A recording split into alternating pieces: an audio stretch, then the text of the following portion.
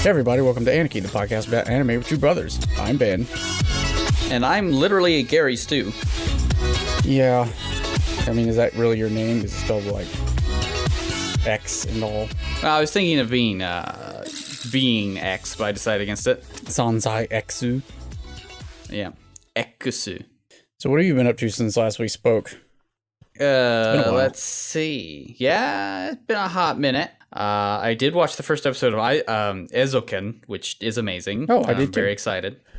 Yes, instead of cute girls doing cute things, this is gremlins doing cute things. So that's nice. I'm a big fan. I like how they're sort of realistic. I did not know when we were talking about this during our review show that the guy who is doing Hands Off Eizouken is the same guy that did Tatami Galaxy.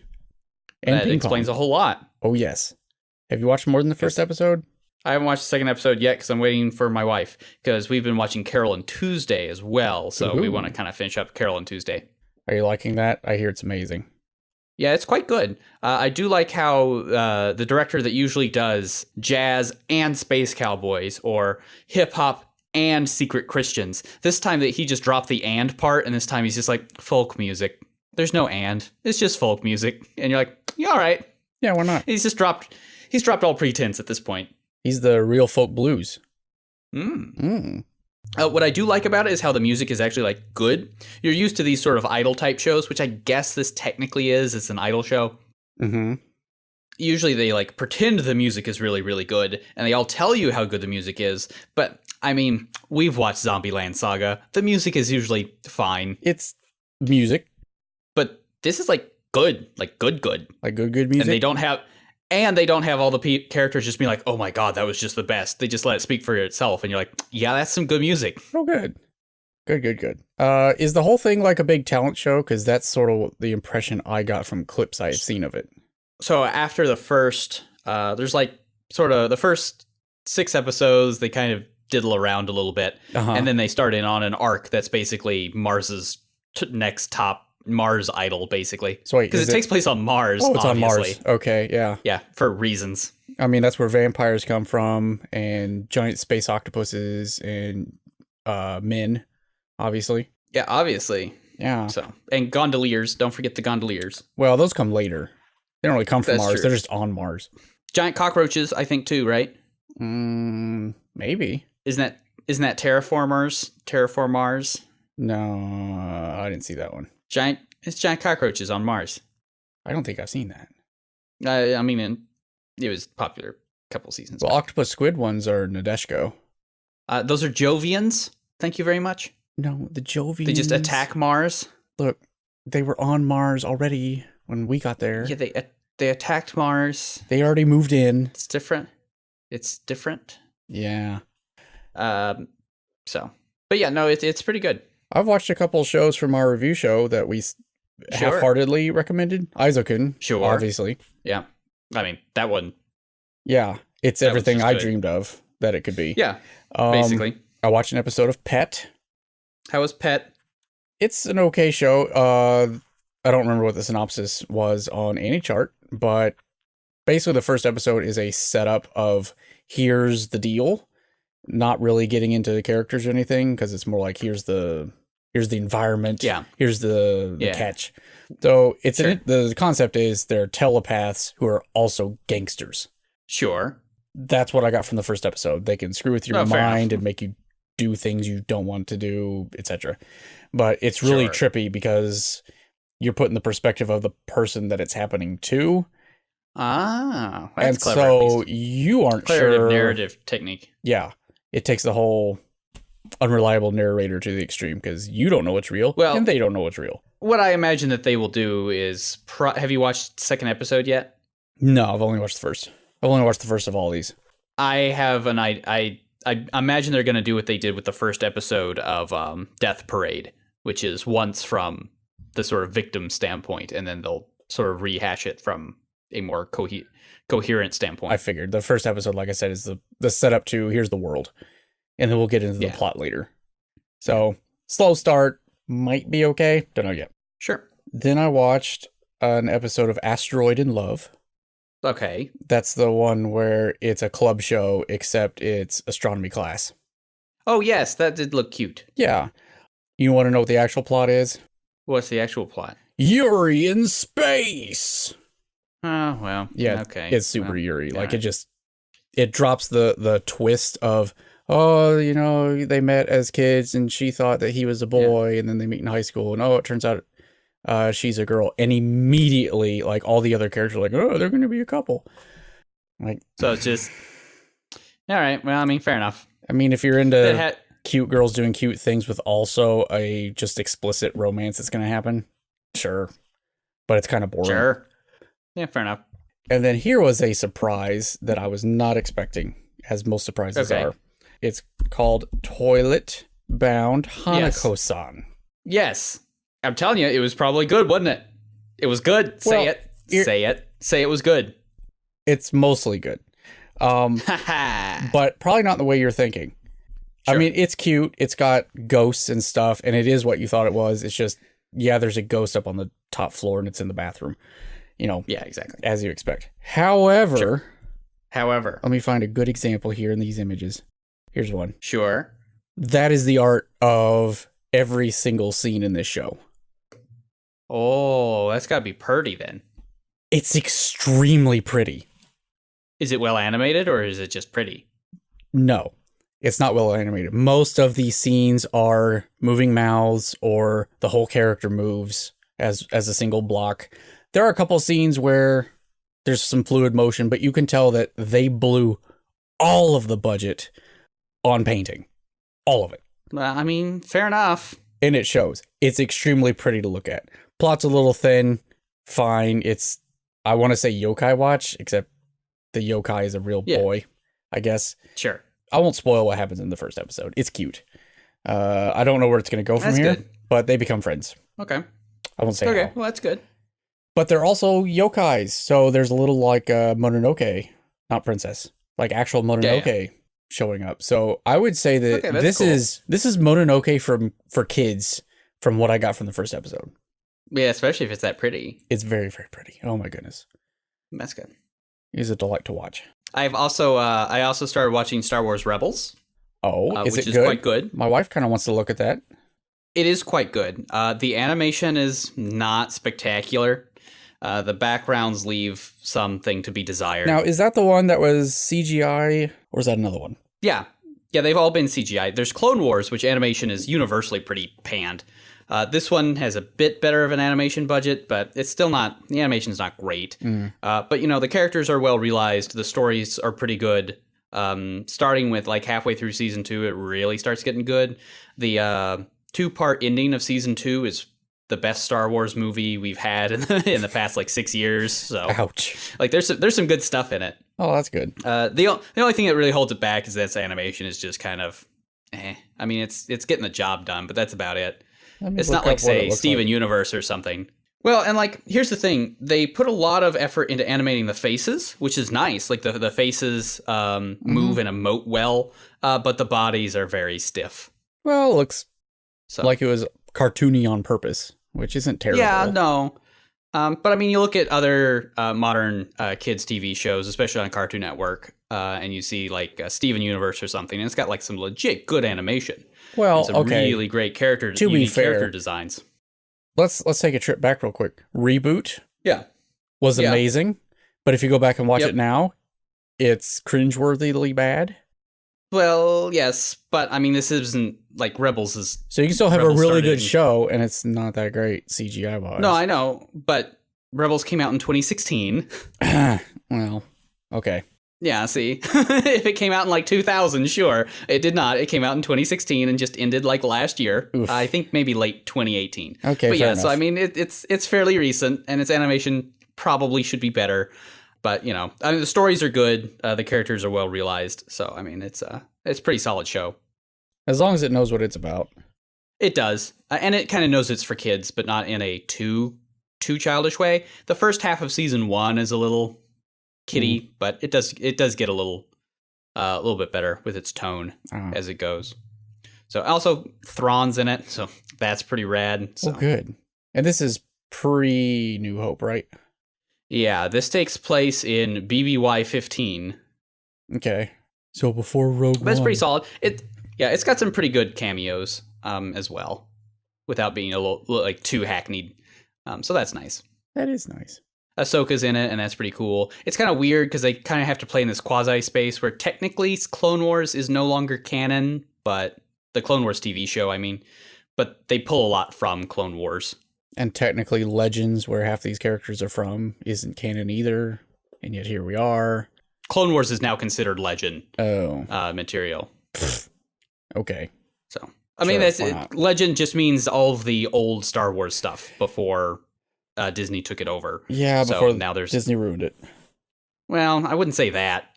Okay, look. They took us down a dark path. Here's the thing. We still live in the better of the two timelines, because the other timeline is George Lucas still being in control. And, you know, I was just talking to my friends about this, where, like, I was just like, you know, every time I think that, like, maybe Disney wasn't the best pick for Star Wars.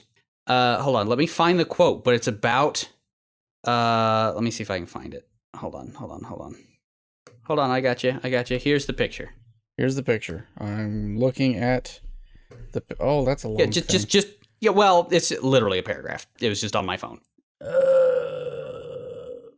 Okay, so, like, this is what George Lucas wanted to do. Tell me that Disney did it worse than George Lucas. Writer and director George Lucas conceived of an idea of Solo as a child on Kashyyyk, with Chewbacca raising the young boy like a son. Oh, I don't like any of these words. This is all terrible, okay? So everyone can give Disney as much as they want, but it's still the better of the two timelines. We live in the better timeline when it comes to Star Wars. That's all I gotta say. That hurts. That hurts a lot. Somehow, Episode 9 is the best Episode 9 we could have gotten. Okay. Well, that's probably not true. But it's better than the Episode 9 George Lucas would have given us. Okay, I take it back. Well, speaking of the better timeline, you want to talk about World War One? World War One mixed with World War Two, yeah. Yeah, mixed with some Cold War antics. Let's talk about the Saga of Tanya the Evil movie. Those who fought give their all, gone with no trace. In the night, do they dream of peace, but they live loved ones. Subete mitsuaki sarata, hito no mono mo hino mono mo. The movie. This didn't actually have a real title, did it? No, it's just the movie. Just the movie. Delightful. The movie. So yeah, this week we decided to watch Youjo Senki, the movie. Yep. The movie. Which is really just the next book in the series, I'm pretty sure. Yeah, I bet it's just the next arc. Yeah. Yeah, it's a literal direct sequel to the show. And yeah, we liked the show. It's a good show. Yeah. Good war. With real tactics. Good war. Yep. Now, do you think that the movie lived up to the series? Okay, well, here's the thing, and this is what I was going to say before, which is, like, I'm not sure how much we can say about this movie, because at the end of the day, this movie was basically just an action movie. Not a whole lot, happened in it. Yes and no. Is it a good direct sequel to the series? Let's start with that question. It's pretty solid. The only thing I would have to say is, like, look, one of the reasons you really like Tanya the Evil is because it's got, like, really good tactics and strategy conversations. Mm-hmm. This really doesn't. We repeat the strategy that she used, like, 3 times in the show, to the point where you're just like, yeah, okay, so she goes after the headquarters, like, 6 times. Yeah, I got it. It's just, the movie does not focus on the tactical aspect of Tanya. It's just, like, an action movie where people fight, and that's nice. Yeah. And well animated, but I mean, again, here's the thing. I had just gotten done reading Thrawn, which is like zero action, you were all biased strategy. So bad. So I'm pretty biased, but I already remember, like, one of the good things about Tanya is, like, it's very tactical and a little less actiony, and then the movie is just like, this is all actiony and not much action and not much tactical, and you're like, all right, sure. While I agree with you. Not to say it wasn't entertaining, it just... I do have to point out... It did not live up to the best aspects of the show. That there are... Geez, how many books now? So many. I think there are 11 books out, like, right now. Oof. And this covered... That's a bunch. I think the 4th one? I believe it's the 4th one. You always forget that the light novel to anime conversion is at a pretty high rate. It is, but I feel like this one just because light novels are fairly short. The movie felt like a self-contained novel, Like it had all the classic arcs, blah blah blah blah blah. But this novel is actually a bridge between novels 1 and 2 and the next one. So the movie feels the same way. It's more of an introduction to, hey, look, here's a rival, basically. Not to get into spoilers yet, but that's what it felt like to me. This is more of an introduction to a character than it is a solid plot. Well, and it's not even necessarily a spoiler, right? Because we get that at the end of the show anyway. So. Yeah. Mary Sioux, etc. Yeah. Literally a Mary Sioux. So I would say, while, yes, it is heavy on the action, especially at the end, it's still got tactics in it, but the tactics are dialed back because this is more of basically a side quest, really. No, I mean, it is. It is. It's the defense of basically a Stalingrad/Leningrad type situation. Yeah. And that's nice, but again, it just wasn't quite what I had hoped. But also, like, especially if it was shown in theaters, like that's what you go to the movies for. You don't go to a movie to see talking heads talk tactics for 90 minutes. If you are gonna watch this movie, I highly suggest watching it with your subwoofer turned all the way up. Oh yeah, no, I mean, it's cool. The fights are good. It's well animated. I unfortunately did not get a chance to see this in theaters when it was in the US. It was out on one day, and I couldn't go to see it because there was a meeting scheduled that night that I had to go to. And right before... Yeah, and the movie and your meeting got canceled. My meeting got canceled, and the only place they were showing it was in Indianapolis. So that was like an hour and a half away. Like, well, poop. Yeah, sucks to be you. It did. I felt very bad about that. But here we are. I mean, it was fine. It was entertaining. It just wasn't quite what I had kind of hoped it would be. But, and again, it's the fact that she uses sort of the same tactic that we saw like twice in the show, like twice in the movie too. And you're like, okay, she's behind enemy's line. So instead of trying to regroup, she goes after the headquarters. I got it. That's her go-to strategy. Got it. It's not as clever when you do it 3 more times. Well, I guess we'll go into spoiler land now. So, sure. First of all, I would like to point out that in the original series, I only recall her doing that tactic once. And they actually allude to that in the movie. They're like, hey, Moscow is not Darcia. Well, no, I mean, they do it. She does it in the desert here, too. And there's 2 different things, right? So there's the strategy of going after the capital, which they do in the show. But I think also in the show, there's I'm stuck behind enemy lines, so I'll hit the enemy HQ. Not necessarily the capital, but the HQ.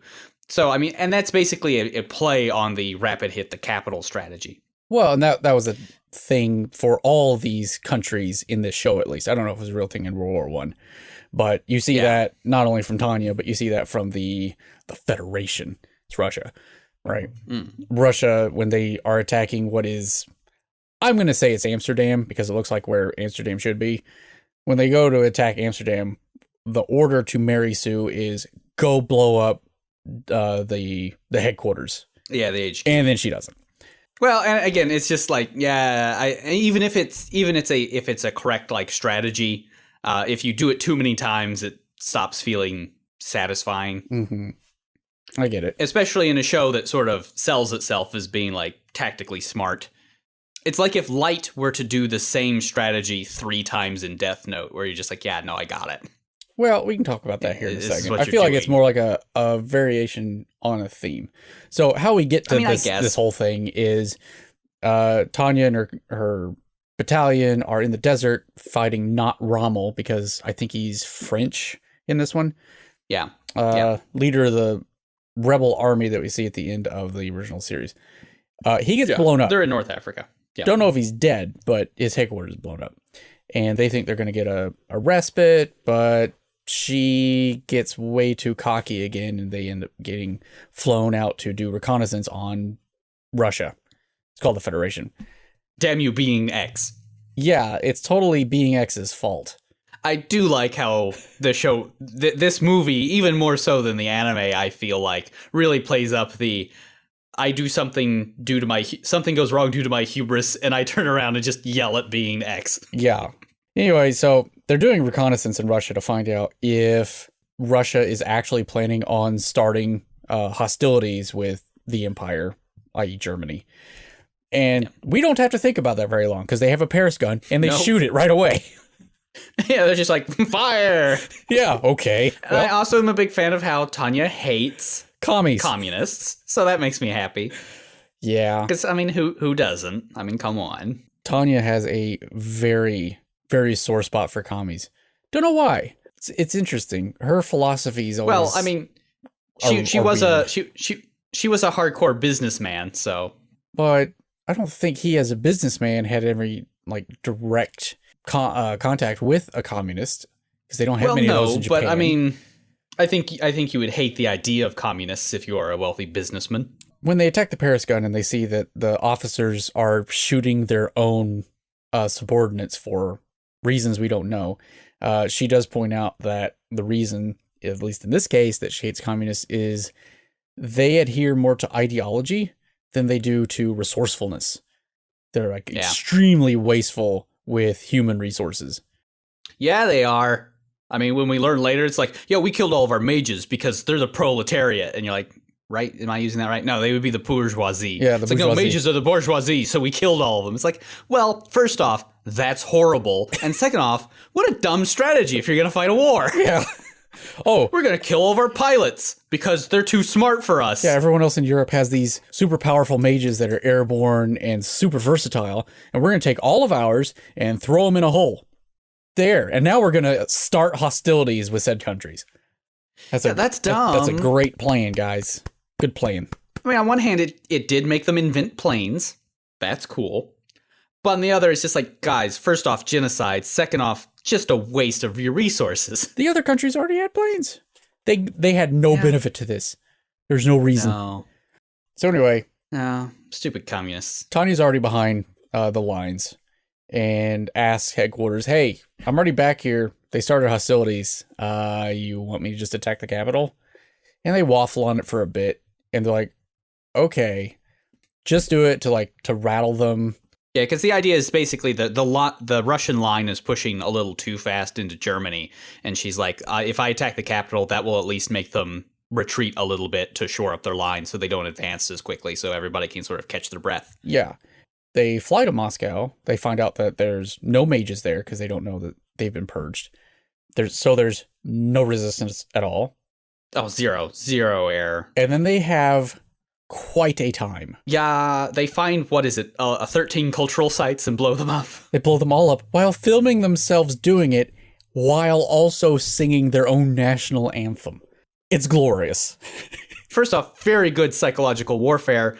Two, maybe too good psychological warfare. Yeah. See, here's the Because thing. this does get the high command of Russia very mad. Here's what I don't get.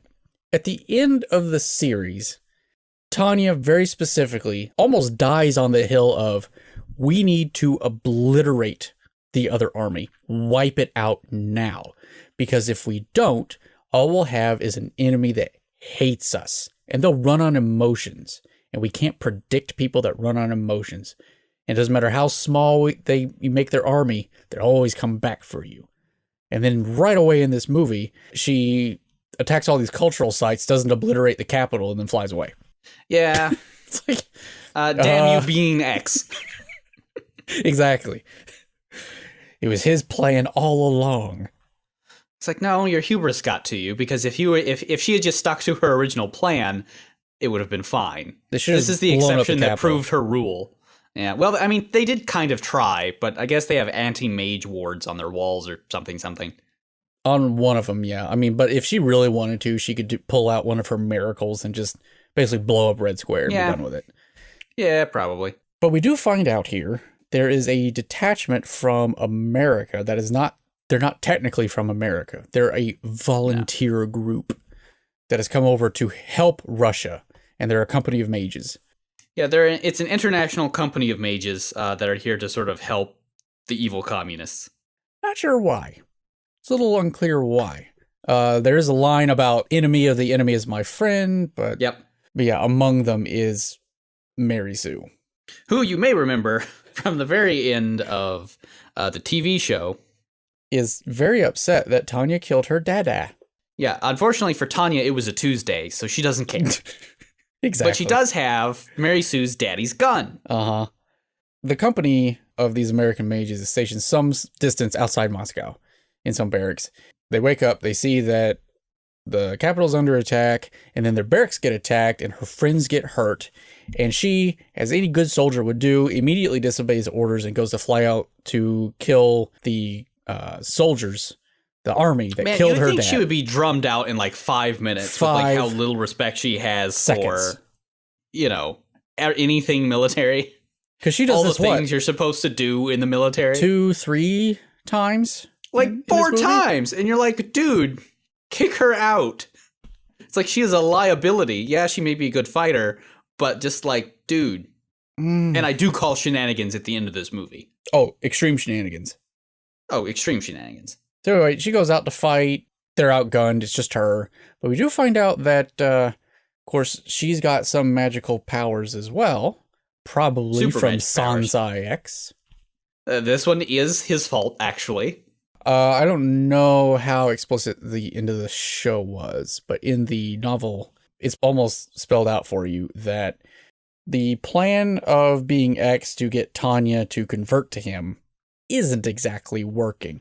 So to make sure that the people of the world do turn back to the faith, he's decided to elect a new saint, Mary Sioux, who happens to hate Tanya a lot. A whole bunch. His plan is to pit one against the other, except while Mary has this raw amount of just brute force, she's not great at literally anything else. Yeah, she's big old dummy dumb. Big dum-dum. But she does miracle her way out of most of her situations. Yeah, which is a little unsatisfying, It is, but you have to have some sort of opposition to Tanya. Because so far in this series, she's just run roughshod over everybody except herself. Oh, yeah. No, I like having a foil to Tanya. Obviously, you do need a good villain. But it's just the fact that it's just like she's literally, Deus Ex Machina her way out of all of her problems is a little unsatisfying. Counterpoint, while it is Deus Ex Machina, it never really works, right? Because her goal is kill Tanya, kill all of Germany. Fair. She accomplishes none of those things and ends up in a bad way, right? Yeah. Shenanigans. She ends up shenanigans. It is a little interesting that the Mary Sioux, the quote-unquote good girl, is the one that's a rule-breaking loose cannon, whereas the evil girl is very dutiful, honor, blah, blah, blah, blah, blah. I mean, she's self-serving as hell, but... Yeah, but, I mean, she is in it for the wrong reasons. But she does the good things. The right things, according to most people. She's doing them for really screwy reasons. Yeah. So, anyway, Tanya's battalion comes back. They get super drunk, but then they're called up almost immediately to go and defend Amsterdam, which kind of, right? I think it's Amsterdam. Where is it? Yeah, well, they're supposed to go up they're supposed to defend the northern flank of, let me bring up a map here, of Russia, basically. The front's been slowly pushing westward, right? Yeah. Well, they're supposed to, let me get to Google Maps. Well, they've been told they get these emergency orders in the middle of the night to assist a couple of divisions that have been trapped at Tiganov, right? Which is, I think, Amsterdam. So they are basically ordered to go up. Definitely not Amsterdam. You're too far. They are basically told to go north and defend the Finland-Russia border is basically what they are told to do. But the line has moved so far west that it's basically cut off everybody in St. Petersburg. Yes, which used to be called Leningrad. So this is Leningrad, basically. Dang. Right? Okay. I have that right? I think that's right. St. Petersburg was Leningrad? Mm-hmm. Or was it Stalingrad? No, Stalingrad was like further south. Petersburg, Soviet name. It was Leningrad. Okay, cool. There you go. So basically, the line has moved too far, and it's cut off a bunch of German troops in Leningrad / St. Petersburg / whatever they call it in this show. Tiganhof. And it's a really great location for a northern base. She kind of cuts the baby by helping out her friends up in Leningrad. Yeah, it's of very high strategic importance, at least to Tanya, because it's a hub of where all the railroads meet. So if they can hold that, then they can quickly enter in Russian territory as fast as they want. Yes, it's absolutely St. Petersburg, because they even mention the river that is good and defensive. So yeah, it's Awesome. an analog to St. Petersburg. So yeah, they go up there to defend, and meanwhile, the very pervy, I don't know what his role is. There's like a Stalin-esque character named Yosef, and he's got this left-hand man. He's not the Stalin-esque character. Oh yeah. Sure. There's a left-hand man he looks very much like Lenin, but he's short and fat.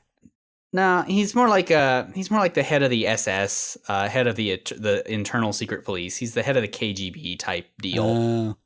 I guess that makes sense. He's a perv. Yeah. It's really creepy, and I don't like it. Yeah, not a fan. Not a fan of him, but he's evil, so it's fine. He convinces Yosef and the Soviet Small Council, basically, to go and take St. Petersburg, right? Or Tikhonov. Yeah, for no other reason than Tanya goes up and takes St. Petersburg pretty easy, pretty nice and easy. But Captain Baldy is like, hey, I think that unit that did all that propaganda shit in Moscow went up there. So we should take the entire army and go retake it out of sheer spite. It's not even the entire army. It's just a part of the army. But it's a large swath. They throw, I don't know how many divisions. I think they mention at least 8 divisions. I think there are more. They throw a bunch at them. It's just an ocean of humanity. And even though Tanya's got a whole battalion of mages, they can't keep up. Like, they just keep blowing people up. That works. But there's just hundreds more after them. And they're quickly becoming overwhelmed. Yeah. As she pointed out, they don't care about the human waste. They care about the ideology. And that's why she hates commies so much. I mean, who doesn't? I know several people up in your neck of the woods. Hey, now, hold on. So anyway, as they're trying to defend these things, they're getting tired, they're exhausted. I think they fight for well over 24 hours straight. Yeah. They've about had it. And all of a sudden, now there are planes coming, and 2 more divisions from the east. Yeah, because they're doing well keeping up with the ground army. Thankfully, Russia has zero air support, 0 air anything. So they do a pretty good job fending off the ground forces. But then very near sort of the end of the battle, Russia decides to send in high-altitude bombers and their one group of volunteer mages to defend them. And that's when that's sort of the turning point of the battle. There's also an escort squadron. There's an escort pod under planes as well. Yeah, I do like one of the lines where one of Tanya's men, I don't remember all their names, but one of Tanya's men says, you guys go ahead and focus on the ground forces. I'll take out these planes by myself. And they're like, well, be careful. And he's like, don't worry. Compared to the major, these planes are adorable. Yeah, basically. That's a good line. I like that. Not wrong. That same guy used a magic bayonet to just slice a plane's wing off. That was very nice. Yeah. I do have to say that I think mages versus planes, the mages have the extreme advantage because they're just so much smaller. They've got to be an awful hard target to hit because they're so much faster, more maneuverable, and just have a smaller battle profile than a plane would. Oh, yeah. So it definitely makes sense that they're able to just destroy these planes. Especially in that era of planes, because those planes do not have a well-suited turn radius or any way of maneuvering. Yeah, these planes are more like a World War II plane than a World War I plane, that's for sure. Absolutely. Bayoneting a freaking plane. Come on. Pretty rad. So, yeah, there's also the volunteer force shows up. For some reason, Mary Sioux is still with them, even though she went rogue already, and she was told off, and it was explained to her that you're a soldier, not a revenge-seeking renegade, so pick which one you're going to be. Cue her being a revenge-seeking renegade. So she's given one task. They know that she has a lot of raw power. She displays that right away. And that's fine. But then her commanding officer says, okay, go attack their headquarters because you've got a straight shot. Just go hit them. But out of the corner of her eye, she sees Tanya. So off she goes. And she's like, fuck all that. Fuck all y'all. And goes attacks Tanya. And hundreds upon hundreds of men die because she's a moron. Yeah, she's a moron. And then there's a big old fight. There's a big fight. It's a good fight. Mary Sioux essentially wins the fight and is an idiot, and instead of killing Tanya, just punches her a bunch. Pound for because pound. revenge. Yes. Mary Sioux won the knockdown, drag him out fight. Right? Yes. She won the battle. Yeah. She didn't win the war, though. Unfortunately, she's an idiot, and while she just punches Tanya and leaves her slightly bloodied and a little unconscious, she goes and is like, oh, thank you, Kami-sama and Saizon X for letting me have this battle. And then, Tanya just whips around with her gun and shoots her. Many times. Right through the heart. Many times. Through the heart. Okay, she should be dead. She should be dead. Shenanigans. She is dead. I thought for sure Tanya was just going to pop her in the head to finish it off. But she hesitates. Right? Yeah. Then the commanding officer, for some reason, because some random guy once told him, hey, you should look out for her, swoops in, grabs the obvious corpse, and flies away with her. And she's still talking. It's like, well, Tanya doesn't have to shoot her in the head because she shot her through the sternum. Though I guess one could argue that the bullet just hits Mary Sioux's magical focus and shatters it. But then she's popped through like both lungs and her thighs, no big arteries down there. No, when she's shot through the... she's dead. She is dead. She's dead. She is a dead girl. She was shot through her magic... magical focusy thing. Her magic engine. And it's shown that it shatters and there's a hole there. Even if it didn't pierce her heart, it definitely pierced her aorta. She would bleed out in about 5 seconds. She's dead. She is dead. She is a dead girl. She is dead. Dead. She does not have to be shot in the head. She's dead. And even if you want to argue that, Sanzai X saved her. No, the holy light is shown draining out of her eyes like she's been abandoned. Yeah. Because hubris. Yeah. She should be dead. She should be dead. But here we go again. I guess curse you, Sanzai X. And in this case, yes. I mean, maybe in the book it's better that she's just shot and you're like, okay, whatever. And it's like, it's for the movie that she gets shot a bunch in the places where she is shot. But as per the movie, I mean, she's shot in her lungs and her heart, and she is dead. She's dead. The thing is, though, that Tanya still hesitates, and I don't know why. Because she's been ruthless up till now. Why hesitate shooting her in the head? I don't know. Because it's just like 2-second hesitation. She's like, and then she gets saved. But sure, yeah. we still need the rival, I guess. It would have been. Yeah, I think it would have been better if Mary Sioux was saved through Tanya's hubris again. Yeah, that would make more sense. Or if she wasn't saved and then another champion rises up where it's just like, well, that was dumb. But, So it is what it is. They win the big battle. St. Petersburg is saved. Hooray. They go back to the headquarters, and Tanya puts in her transfer, which is kind of surprising. I did not actually see that coming. She's like, rear, please. She's like, rear, please. And she gives a big explanation as to why. And it's real. Yeah. If we continue fighting the way we do this, we're going to run out of people, and they're not going to run out of hatred for us. So we cannot win. Yeah, so we need to find a new strategy to fight this war. So let me sit in the back and come up with a better way to fight this war. And she accidentally is a blitzkrieg. Yeah, and she surprisingly gets her wish. They're like, yeah, sure, transfer granted, 2 months. Have at it. Credits roll, basically. But right before the credits, she goes into a church and she dances. This was a good scene. This is good. She's like, in your face. In your face, Sanzai X. Here's my cunning plan. You fool. You didn't see this coming. Suck my balls. Right? Yeah, basically. Credits roll. Right before the real credits roll, we get an extra bonus scene where the general says, wow, this is a really good report. You're in charge of it. Congratulations. Ha ha ha. And then, of course, she says, curse you, Sanzai X. Sanzai X. I couldn't have foretold this happening. How could this happen to me? It's like, here's your brilliant way for fighting new warfare. I have done it. Now I can sit back and relax. Oh, you want me to be the one in charge of your new warfare program? Damn you. Not only that, like, she went and cursed God to his face, right? The being that hates her. Basically put a big plan in front of the high command saying, to no uncertain terms other than herself, I should be in charge of leading your blitzkrieg. and then is shocked, I say. What she is put in charge of the balderdash is this? Yeah, she's Tanya. Yeah, she accidentally a blitzkrieg. Well, sometimes you do that. Yeah. But I have to say that even through the Mary Sioux nonsense and all that, and even though this is more actiony than the series was, maybe because it played in theaters, I don't know.